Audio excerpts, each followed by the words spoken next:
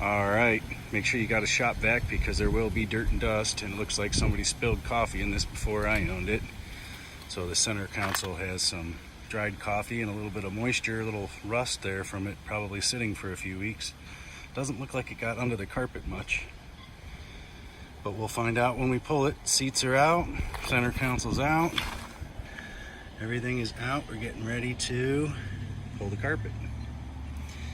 And I figured out one short step. Instead of removing the seat belt like I did on this seat, I left this one attached, and it's long enough. I just set it outside the car, so it's just one less thing to worry about, and I can easily step around that. Alright, this was crazy enough.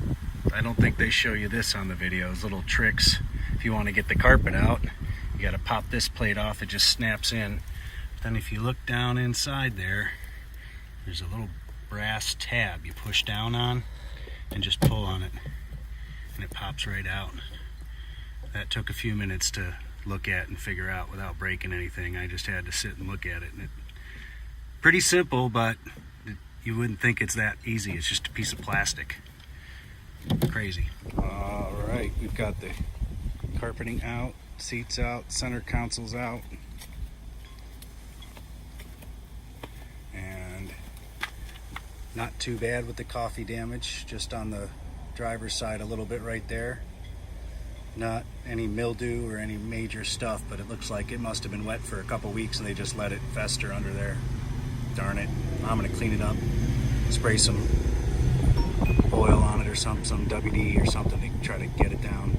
Anyway, I'm gonna vacuum this thing out, get some soundproofing down, and try to get this thing back together. I did have to cut the carpet in a couple spots because they put the carpet down before they put all the guts of the center console with all the cables and everything, so I had to cut a couple pieces, but they'll be underneath the center console, so it's not going to matter. All right, here we go.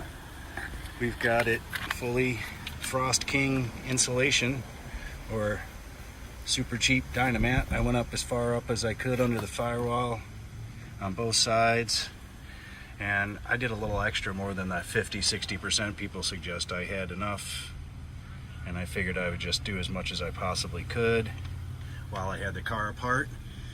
And I ran out for the back seat, but I did what I thought I could. The seat's pretty thick, so it drowns out some, I'm sure. And there's some stock sound deadening that was on the floor everywhere too, but this makes it a lot more dead, I hope.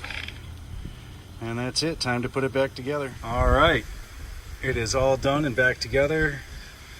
No lights on the dash, no airbag lights or anything. Everything works. Just took it for a test drive. It is way quieter, and everything went back together nice. The only problem I have is I just bought the car. There's no owner's manual, and the radio doesn't work because I don't have the code. But I can use everything else on the car, so I'm gonna have to call the dealership or figure that out, hopefully. Later.